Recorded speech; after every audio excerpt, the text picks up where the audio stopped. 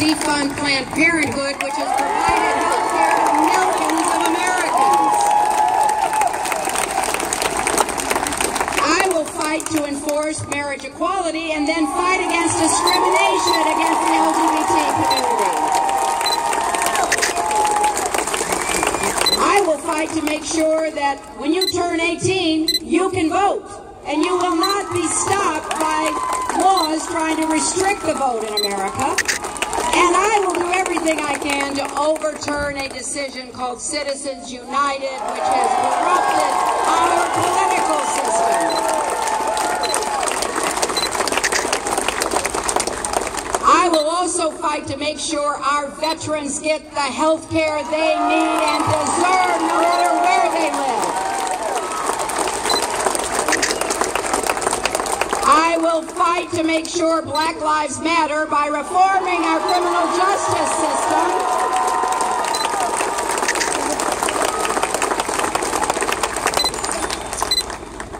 And I will try to find ways so that we as Americans can start listening to each other again, talking with each other. I'm tired of the yelling and the insults and the attacks and the snide remarks about people because of their heritage or their religion or who they love or what they do. I'm tired of it. I don't think that's who we are. Now, we can have political differences. We do have political differences.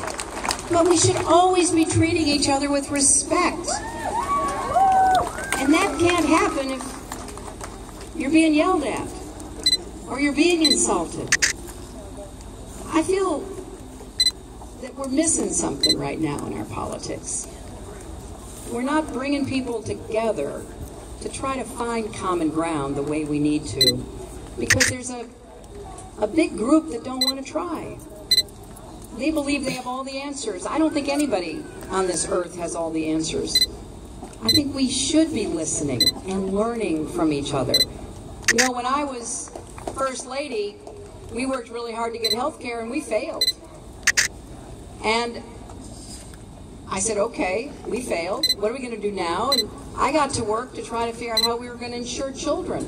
I worked with Republicans and Democrats, and we ended up starting the Children's Health Insurance Program, which takes care and provides health care to 8 million children in America today. And when I went to the Senate, I learned that our National Guard's men and women were not getting health care except when they were deployed. I didn't think that was right. So I teamed up with a Republican Senator, Lindsey Graham, who's running for president on the other side. No, listen, we work together. That's my point. You know, we may not work on anything else but that one issue, but it made a difference. We passed a bill to give health care to our National Guardsmen and our National Guardswomen so they can be healthy and their families can be healthy. And when I was Secretary of State, I worked with Republicans. We negotiated a deal to cut the nuclear weapons in the United States and Russia. And I worked with Republicans to pass it. We had to get 67 votes. It was an important treaty. But we talked to each other. President Obama has tried so hard to find common ground. And he has reached out and he has invited people, and they just get further and further away. And their attitude basically has become, they don't even like their own Speaker of the House.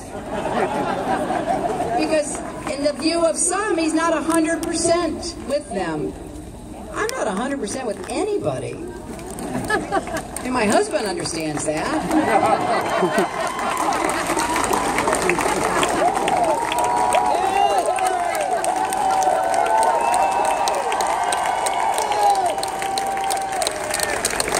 But our country was built on people talking and then finding those common areas of agreement. That's what we've got to get back to do again.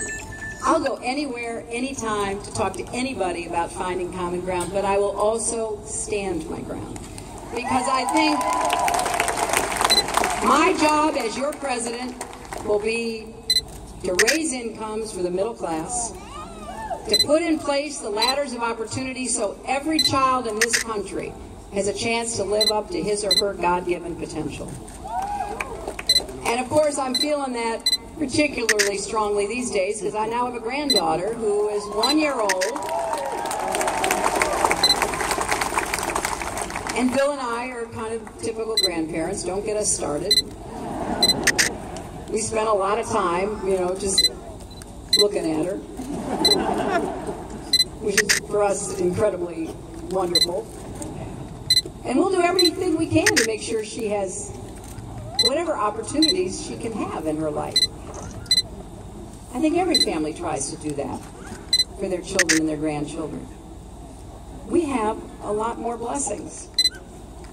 But you know, it's not enough that we do what we can for Charlotte, because it matters what kind of country she becomes an adult in, and what kind of world is going to be waiting out there for her. Will it be safe? Will it be prosperous? Will it be peaceful? Will America still be the land of opportunity, where immigrants are welcome and where hard work is rewarded, and where people can get ahead and stay ahead? Is that going to be there? Well, I'll tell you, I'm betting that it will. But it's not going to happen by just betting. We have to make it happen. I told you my grandfather was a factory worker. And my granddaughter is the granddaughter of a former president. So for me, it's not enough that the granddaughter of a former president gets ahead. I want to be sure that the granddaughter of factory workers and the grandsons of truck drivers and the grandchildren of teachers and fast food workers and child care workers and everybody who works hard in this country has the same chance to get ahead and make the most out of their God-given potential.